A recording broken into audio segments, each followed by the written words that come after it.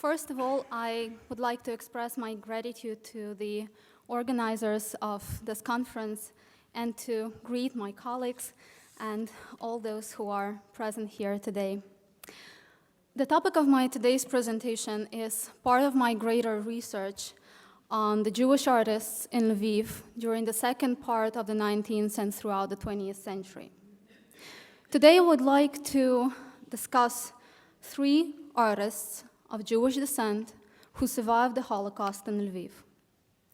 These artists had different professional training, shared different background, experienced the Nazi occupation in their city in different status, and underwent different scenarios of survival. Taking them as case studies, I seek to ask a bigger question: how the Holocaust pushed various artists of Jewish descent to redefine themselves as Jewish artists. In a word, during the next 18.5 minutes, I will try to show how personal experiences in the Holocaust changed artistic identities and how these identities help us to perpetuate the memory of the Holocaust. Just 1 second. Before I start talking about the artists themselves, I would like to say a few words about the city they lived in. Before 1939, Lviv, also known as Lwów in Polish or Lemberg in German, boasted the third largest Jewish community in Poland after Warsaw and Łódź. At the time of Nazi invasion in Lviv, in late June 1941, there were up to 150,000 Jews residing in the city. Before 1939, Lviv was a hub for dozens of artists of different ethnic, religious, and cultural background. Among the famous Lviv artists of Jewish descent were Ephraim Moses Lillian, Leopold Gottlieb, and Ludwig Lille. In the interwar period, Jewish artists actively participated in the city's cultural and artistic life. The two Jewish museums were open in Lviv during the 1930s. Jewish artists cooperated with their Ukrainian and Polish colleagues. They were highly assimilated into the urban environment and were mostly cosmopolitan. Yet starting from 1939, this unifying modernistic identity faced major challenge. With the Soviet occupation of Lviv in 1939 and Nazi invasion in 1941, artists of Jewish descent were forced to rediscover their national identity. Taken out of the hierarchy of races, the Jews were singled out whoever they have been: religious, Germanized, Polonized, Russified, socialist, Zionist, Yiddish-speaking or Polish-speaking, traditional or secular.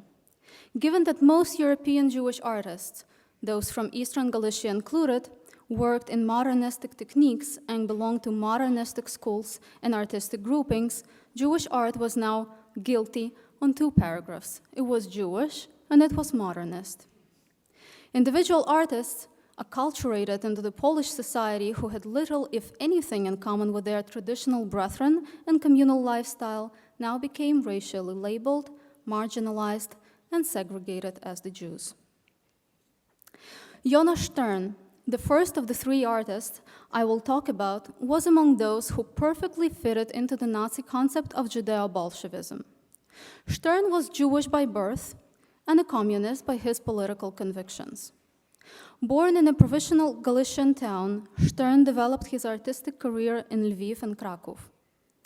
In the late 1920s, he became one of the organizers and members of the so-called Grupa Krakowska, a sort of an artistic club for radically left-oriented young artists, many of whom were Jewish.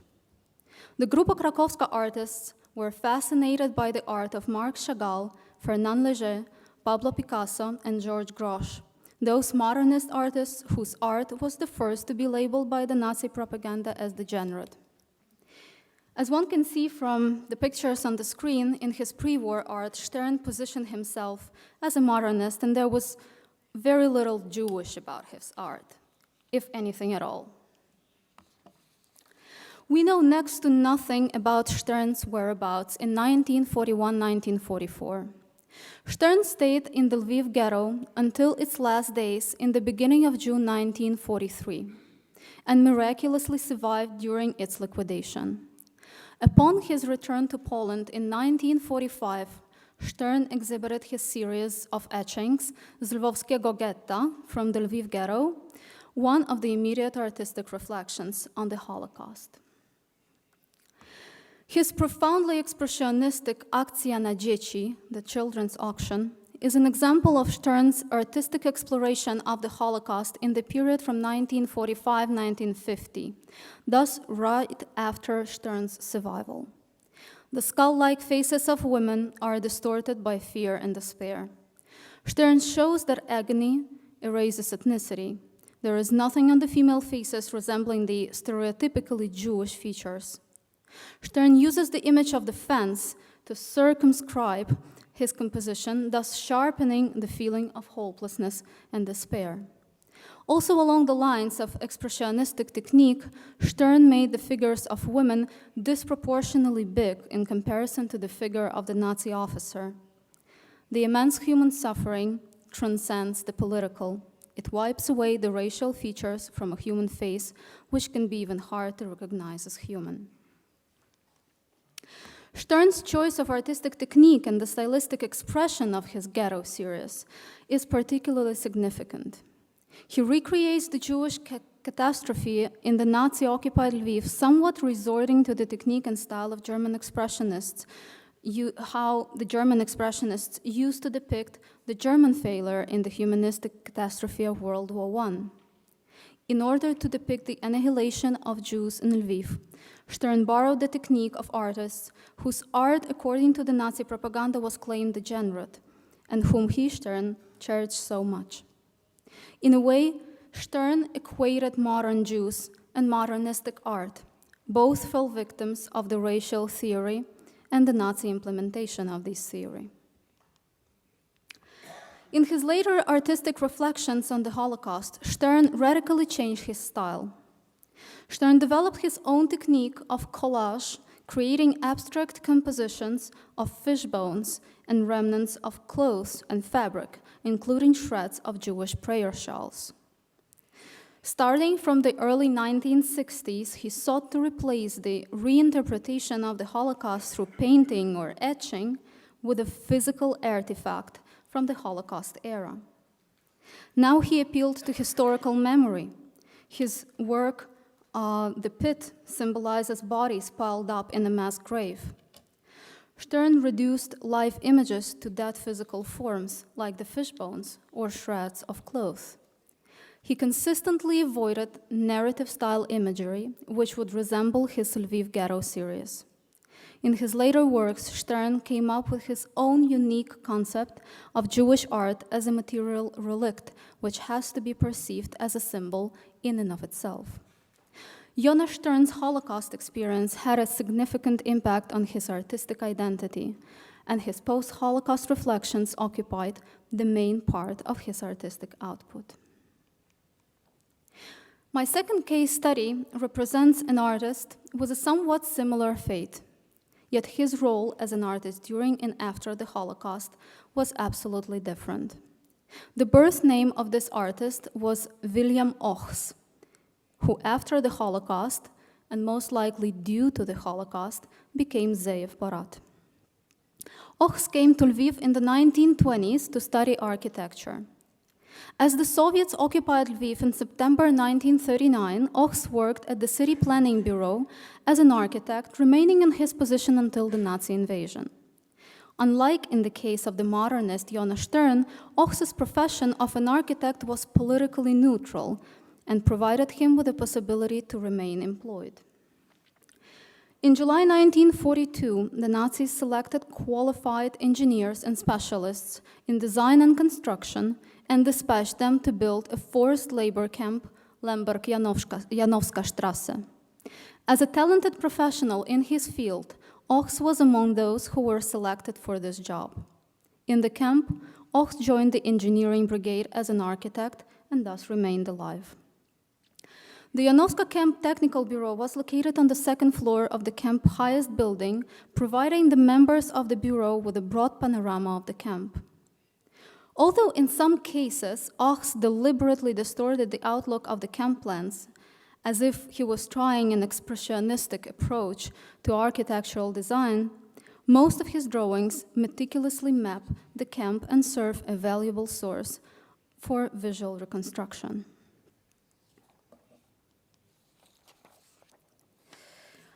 The Janowska camp, the longer Ochs entertained his idea to escape, the more aware he became that his drawings would serve historical evidence if he smuggles them. Perhaps this was the reason why he began to date and carefully annotate his drawings several months before he escaped. Most of such annotated drawings were done from March to May 1943, that is, 2 months before Ochs escaped Janowska camp, smuggling 69 drawings. Ochs' drawings can be divided into 3 main groups: plan of the camp, scenes of violence and abuse, and portraits. Ochs was trying to depict everything and everybody. He portrayed both the perpetrators and the victims. It is particularly significant that most of these portraits are also signed with names and last names. This is how we know the exact SS officers who appear on the artist's drawings. This is how we recognize his fellow inmates, whose skull-like faces are almost unrecognizable. Ochs draws his self-portrait and signs it as well.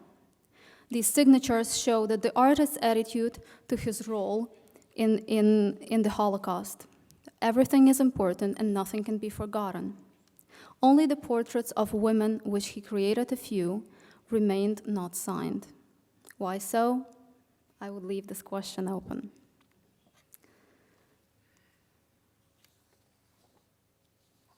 The famous Janowska Camp Orchestra appears on Ochs' drawings too. Although the orchestra musicians can hardly be identified, Ochs personalizes them by indicating their last names.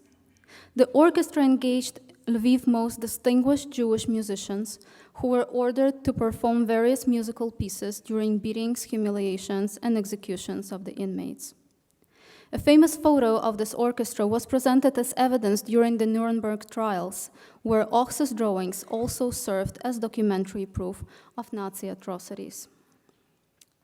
In 1944, a year after Ochs miraculously escaped the camp, rescuing his drawings, he emigrated to Palestine. There, the artist changed his name and became Zeev Porat. The same experience which divided the artistic persona of Jonas Stern in 2 stages, from a cosmopolitan modernist into a conceptualist who developed pronounced Jewish themes, divided the personal life of Wilhelm Ochs, who took upon a Jewish name and remained in the land of Israel. Ochs continued to work in his professional field and, at the height of his career, became one of the key architects of Tel Aviv. In the 1960s, 1970s, Ochs gave extensive interviews and wrote scattered memoirs. The scenes he witnessed in the Janowska camp did not leave his imagination decades after. Yet from the time Ochs escaped the camp in 1943 and to his death in Israel in 1991, Ochs left no artistic reflections on his Holocaust experience. Unlike Stern and Ochs, Henrik Beck, the subject of my third and last for today case study, never became a professional artist. He was born into the family of a distinguished doctor of physiology, Adolf Beck, whose footsteps he decided to follow. Henrik Beck started his medical career in Lviv and Warsaw, using his inborn artistic talent and perfect sense of humor as an entertainment of his medical everyday life. On June 24, 1941, 2 days after the Nazi invasion into the Soviet Union, Beck painted 3 pigs boarding the cattle car. Beck's choice of colors is very interesting. The running pigs are marked with yellow stripes and spots, and the trampoline leading to the cattle car is yellow as well. Beck seemed to use yellow as a symbolic color associated with the Jews in Nazi visual imagery. Yellow regularly appeared on anti-Semitic posters as a Jewish marker, and the Star of David the Jews were obligated to wear on the right side of their inner and outer clothes was also predominantly yellow. The visual narrative Beck explored during his stay in the Nazi-occupied Lviv and Warsaw combined sarcasm and allegory and was explicitly based on the Nazi visual propaganda. Starting in 1940-1941, Beck turned to animalistic images reminiscent of the Jews. In addition, he created topsy-turvy versions of these animalistic images. Consider the earliest of such Beck's experiments. A rat plays a violin, or a man tries to pierce a huge fish with a fork. The fish has anthropomorphic features, almost a human face, but most importantly, it has red earlocks, plump limbs, and a black yarmulke. Beck explores images idiosyncratic to the Nazi anti-Semitic and anti-Judeo-Bolshevist propaganda. In his version, Jews are meek and silent as fish. Beck also reinterpreted the image of Jews as lice and bedbugs, widely known from such propagandistic Polish posters as Żydzi wszy, Jews are lice, and straż się tyfusu plemistego, unikaj Żydów, beware of typhus, stay away from the Jews. A man is lying in bed, covering himself with a blanket, and looking fearfully how huge bedbugs are running over him. As the bedbugs approach his face, they become bigger as the man's fear, or as the man himself.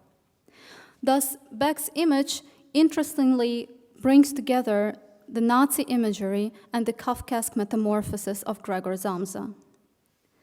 On Beck's second picture, two bedbugs with humane and suffering eyes are looking at their own hemorrhage, blood dripping from their bodies. Most Jewish images Beck reinterpreted as harmless and suffering creatures who, like hundreds and thousands of real Jewish victims of the Holocaust, have neither power nor strength to resist the murderous violence. Beck's animalized and depersonalized Jews move from the periphery to the center of his imagination. Along the bedbugs, Beck depicted Jews as donkeys, frogs, and rats, borrowing directly from the Nazi anti-Semitic imagery. And yet, while the Nazi artistic propaganda dehumanized Jews by comparing them to animals and beasts, Beck made his beasts and animals anthropomorphic. Instead of animalizing the Jews, he humanized the animals.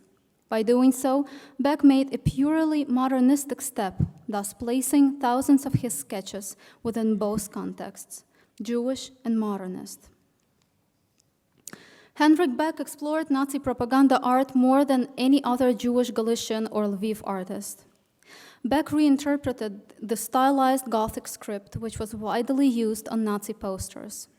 His 1941 stylized postcard, Po invazii Lwowskiej, after the Lviv invasion, has propagandistic Nazi slogans written in Gothic script, like "the dirty Jew" or "the Jewish spirit poisoned the world." On Beck's postcard, these slogans replaced traditional greetings one can expect on a postcard. Beck reinforced his verbal image by depicting a Star of David and the Nazi swastika, as well as a talit, Jewish prayer shawl, hanging over a double barbed wire fence. The absence of any particular details in this image is what made it into a universal symbol of Jewish faith in the Holocaust. Beck created a grotesque allegory of a Jewish state or a Jewish world, surrounded by a double fence and marked by a Jewish flag made out of a semi-torn prayer shawl. This exceptionally profound and multifaceted image was subsequently borrowed and reinterpreted, or simply reproduced by other artists, such as Russian Jewish artist Zinovy Tolkachov in his 1946 Talit Katan, or Jonas Stern in his 1987 Kalush 1942. Stern, Ochs, and Beck are the three among thousands of professional and amateur Jewish artists who were victimized as Jews during the Holocaust. They were three of the very few who survived. Each of them chose his own artistic way to conceptualize and represent the Nazi atrocities and Jewish victimhood. Due to their artistic testimonies, the Holocaust in Lviv appeared in three different artistic dimensions: as a visual memoir, as a realistic graphic diary, and as a topsy-turvy graphic testimony. The cases of Stern, Ochs, and Beck are unique both in the local Lviv context and in a broader context of Jewish art. Their cases demonstrate how the racial propaganda and mass violence reshape individual and artistic identities of Eastern European artists of Jewish descent during and after the Holocaust. Thank you. Thank you very much. So, any questions?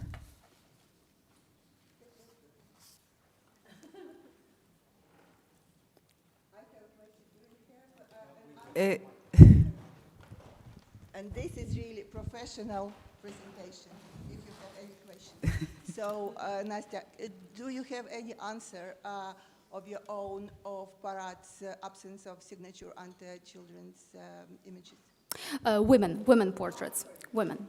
My guess would be that if these were the portraits of women inmates, female inmates, maybe he didn't want to kind of publicize them, or, it certainly is connected to some sort of a personal feeling, or maybe if these are portraits that he was drawing in the camp, but using just his memories, maybe these are portraits of, women who he left behind, or so. In this case, signing a portrait, if the person was still alive and then remained somewhere beyond the camp or beyond the ghetto, signing such a portrait might be just dangerous. So, but these are not more than my personal guesses.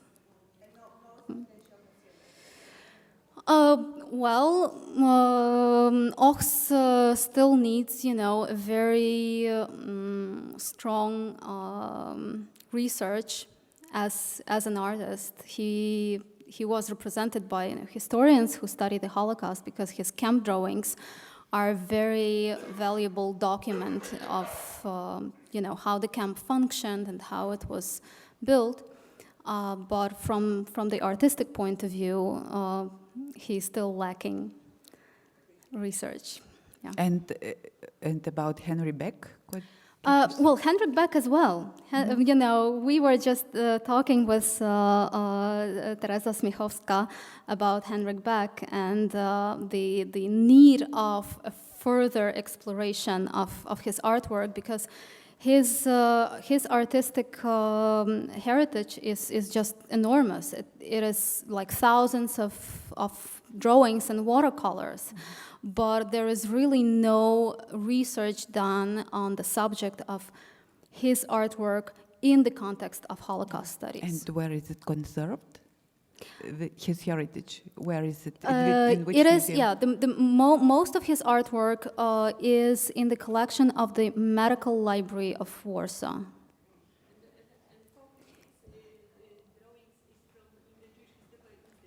Mm-hmm. As well. Mm-hmm. Any paper about him and Kafka? Not yet.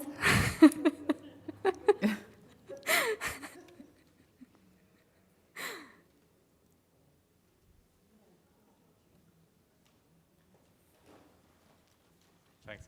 I found maybe I missed something, but I found it fascinating that the change of or that going back to the Nazi propaganda rats, remembering Art Spiegelman and Maus, of course, was combined with the change of genre to postcards. So could you comment on this? And especially, was it meant for reproduction, for mechanical reproduction? This is a good question. So basically, there are two questions, right? The first question, how he moved from one to another, and whether he moved, and this is a problem because the only published source, the extensive catalog of his works, which was published by the Medical Library, has a certain dating, but not all of the drawings, as I saw them in the catalog, really are signed by the artist. So when I was doing my research, my question to the authors of this catalog was, why, on the basis of what are you dating these works? So if they are not, how can we know whether, the postcard is from 1941 and his rats are 1940? So I didn't get an answer that I would be okay with. So I'm basing my chronology on what was published before. But I'm not sure that it was, chronologically step by step. It might have been in the same time. He was just seeing all these things come from different sources, and he was doing whatever inspired him, if we can call that inspiration. And the second question regarding the possibility of mass reproduction of the postcards, most likely it was not the case. It was like a unique artwork, but just stylized as the postcard. But this slide that I combined is still with a huge question mark to me, because as far as I know, Beck's postcard was never published or publicized before 2016, when the catalog appeared. And Zinovy Tolkachev, who was an artist and who served in the Russian army, and he was among the first among Russian and Ukrainian Jewish artists to reflect upon the Holocaust. He has basically just the reproduction of the picture from Hendrik Beck's postcard. So there has to be a connection. It's still a question. The answer remains still unknown to me. But somehow this connection transferred, the image transferred from Beck directly to Tolkachev, and Tolkachev made it into, he has an etching, he has an oil painting. So most likely Jonas Stern was borrowing from Tolkachev, not knowing that, the primary source of Tolkachev's work is the work of Hendrik Beck. So these are still, questions to be solved during the research. I hope I answered your questions. So thank you very much. Thank you.